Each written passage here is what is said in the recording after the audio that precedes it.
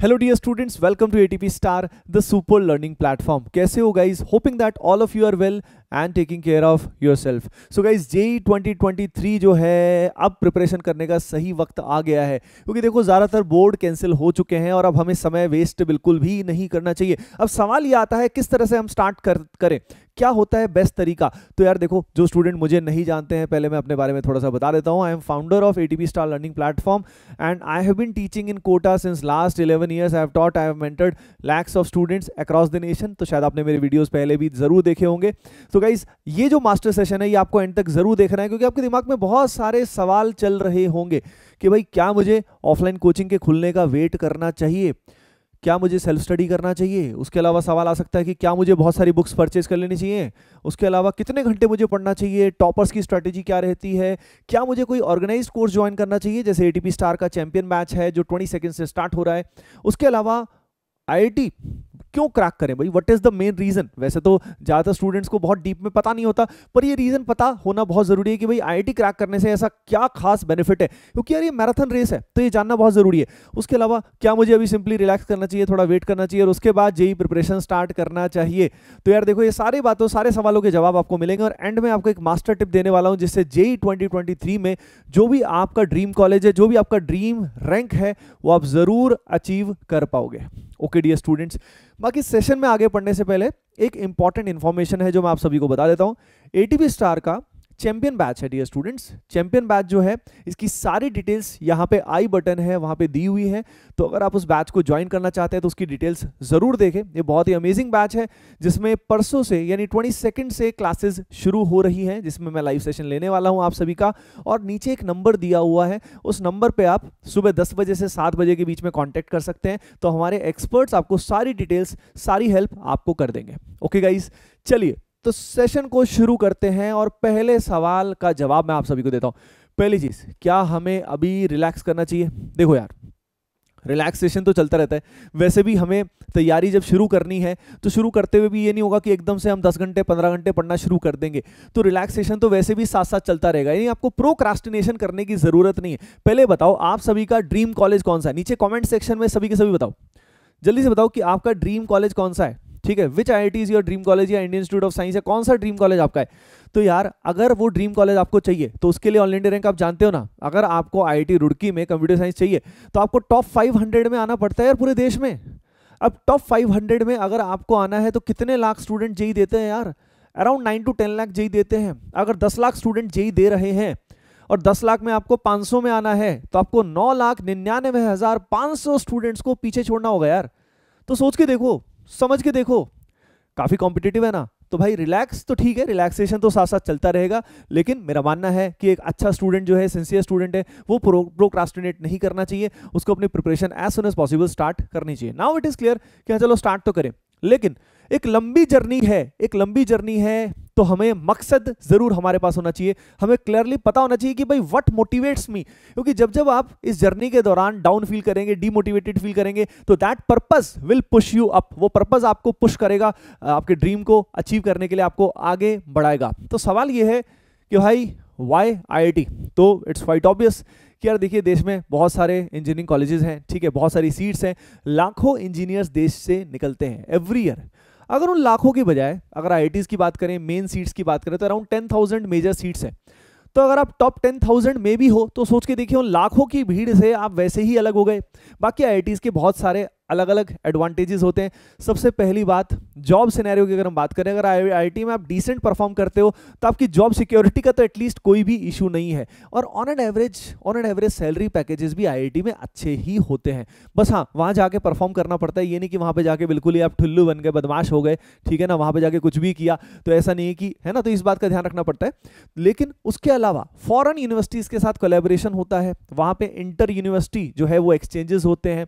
उसके अलावा कॉलेजेस में कैंपस लाइफ की अगर हम बात करें तो फैसिलिटी इतनी अमेजिंग होती है कि मजा आ जाता है।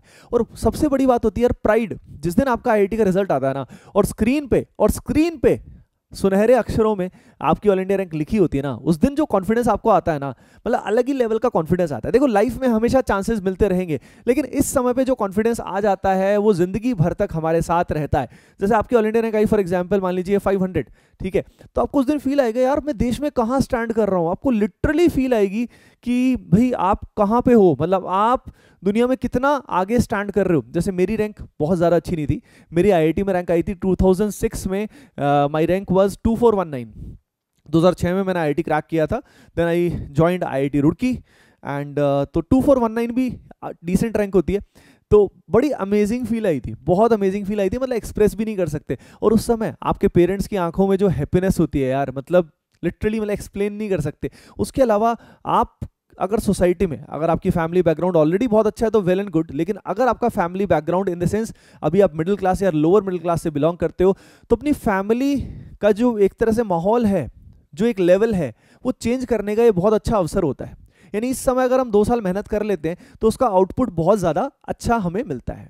तो आई थिंक सभी को क्लियर हो गया होगा कि कैंपस फैसिलिटी इतनी अमेजिंग होती है, स्पोर्ट्स फैसिलिटी इतनी अमेजिंग होती है। इनफैक्ट आपकी जो भी हॉबीज़ हैं, जैसे आप में से बहुत सारे ऐसे स्टूडेंट्स होंगे जो सिर्फ और सिर्फ इंजीनियरिंग में या क्या बोलते हैं उनका फिजिक्स केमिस्ट्री मैथमेटिक्स में हो सकता है उतना इंटरेस्ट ना हो, उनका सिंगिंग में इंटरेस्ट हो या किसी और चीज़ में इंटरेस्ट हो, तो याद रखिए अभी हमें यही करना है, ठीक है। अभी 2 साल पूरी जान लगानी है, इसके बाद जो भी हमारी हॉबीज़ हैं हम कॉलेज के साथ साथ भी उनको परस्यू कर सकते हैं। आपका कोई भी ड्रीम बचपन का अगर है, आपका कोई भी ड्रीम अगर बचपन का है तो वो ड्रीम नहीं टूटेगा, याद रखिए, वो इसके बाद भी आप परस्यू कर सकते हो, ठीक है ना। बहुत सारे ऐसे एग्जांपल्स हैं जो उसके बाद भी अपने ड्रीम उन्होंने परस्यू किए हैं। तो आई थिंक आप सभी को क्लैरिटी आ गई होगी कि भैया आईआईटी करने से सबसे बड़ा आपको फ्रीडम मिल जाएगा, आप रिलैक्स हो जाओगे। आईआईटी में जाने के बाद एटलीस्ट आपको कोई बार बार पिंग नहीं करेगा कि अब तेरे को क्या करना है, ठीक है। आप सभी you will be much more free to do whatever you want in the life, that is the most important freedom. So this is fight for your freedom and you have to fight, you have to fight, ठीक है ना। Okay, got it everyone, ठीक है ना। और comment section में अपना dream college नहीं लिखा है तो अभी भी लिखो जल्दी से, है ना। नाउ द नेक्स्ट क्वेश्चन, भाई ऑफलाइन की वेट करनी चाहिए क्या? यार देखो कोविड का सिनेरियो देख रहे हो ना कितना रिस्की है, और मान लीजिए 2-3 महीने में ऑफलाइन कोचिंग खुल भी गई फिर दोबारा बंद हो गई तो क्या पता लगेगा। तो इसलिए आपका फ्लो बार बार टूटता रहेगा, यानी ऑफलाइन में गलती भी मत करना, ठीक है ना। बहुत ऑफलाइन में देखे, ऑफलाइन कोचिंग्स बढ़िया रहती है, उसमें कोई दिक्कत वाली बात नहीं है, ठीक है ना।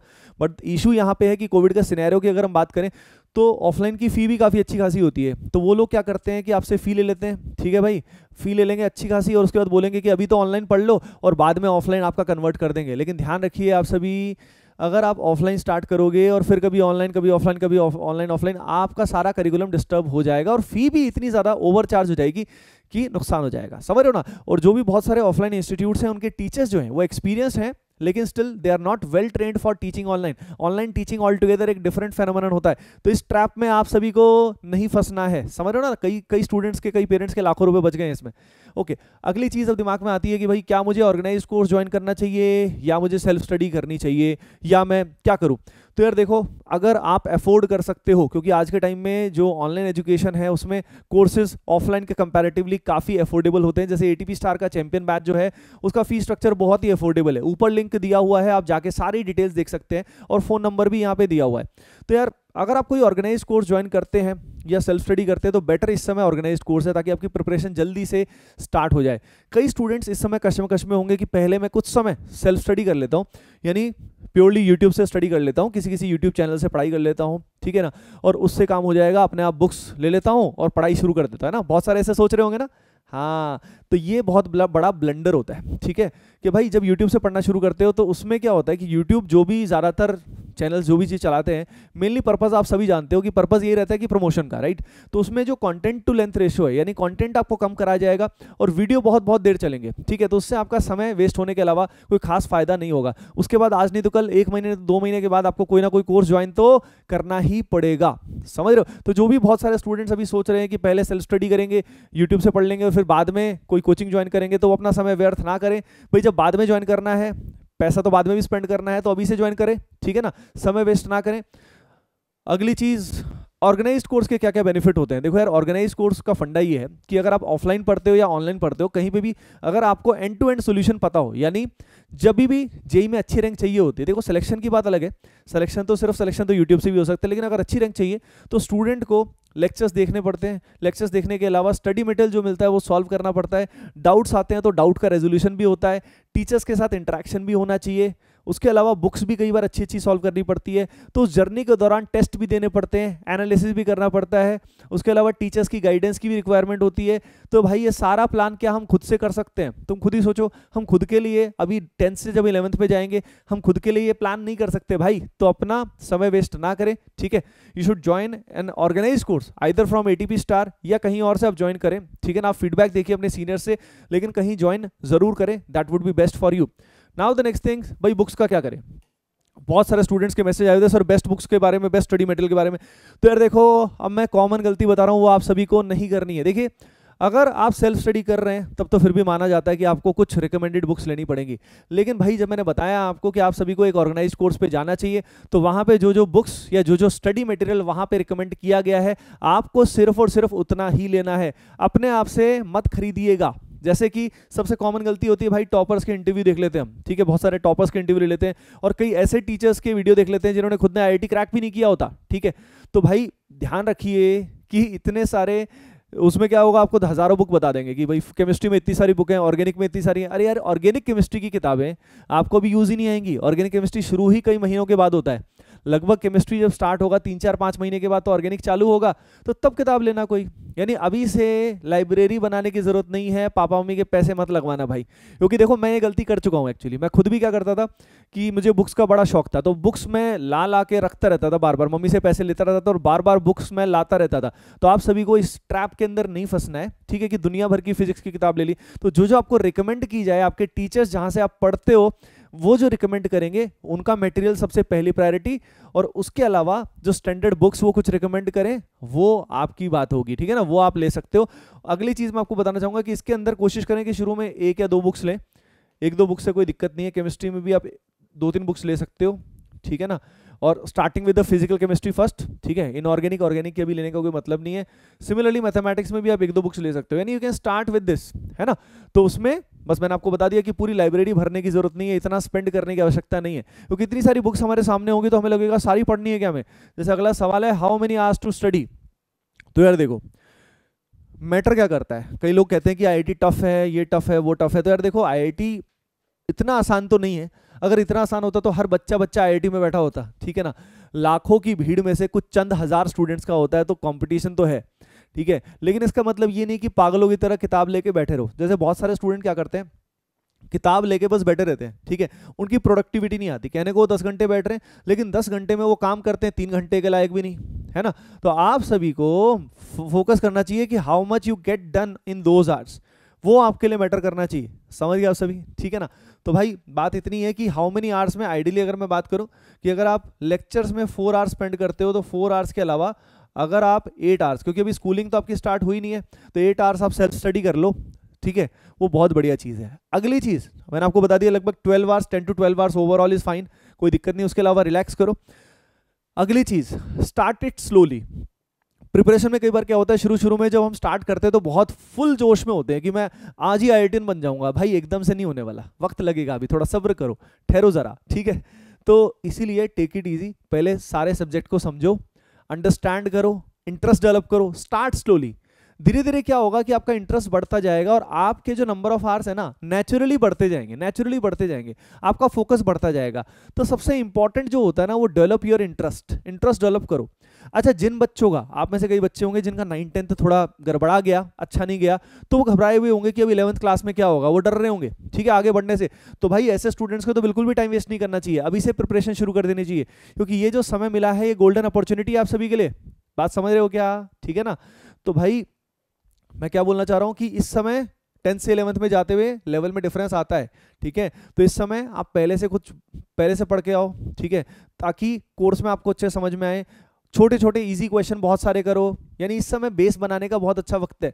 तो जिसका 9th-10th अगर खराब है, ये पहले 2 महीने क्रूशियल है, याद रखिए। अगर ये भी खराब चले गए ना, तो फिर आगे अगले 2 साल में भी चांसेस कम हो जाएंगे, ठीक है। तो मेहनत करना शुरू कर दो, ओके। सो भाई ओवरऑल कंक्लूजन मैं आप सभी को बता ही देता हूं, आप सभी को पता लग गया है कि आईआईटी क्यों आपको जाना चाहिए और सारे फंडे आपको पता लग गए हैं। अगर आप ऑर्गेनाइज्ड कोर्स, एक अच्छे कोर्स की तलाश में है, तो एटीपी स्टार का चैंपियन बैच चालू हो रहा है 22 तारीख से, उसको आप ज्वाइन कर सकते हैं। सारी डिटेल ऊपर दी हुई है वीडियो के अंदर, नीचे फ़ोन नंबर दिया हुआ है 10 से 7, उसमें आप पूछ सकते हो। और चैनल को आपने सब्सक्राइब नहीं किया तो भाई सब्सक्राइब करें अभी कभी, लाल बटन दबाएं, बेल आइकन दबाएं, और ये वीडियो आपको कैसा लगा कमेंट सेक्शन में मुझे ज़रूर बताएं। Bye bye, take care, and I wish you all the best on the behalf of team ATP star for JEE 2023। Love you all.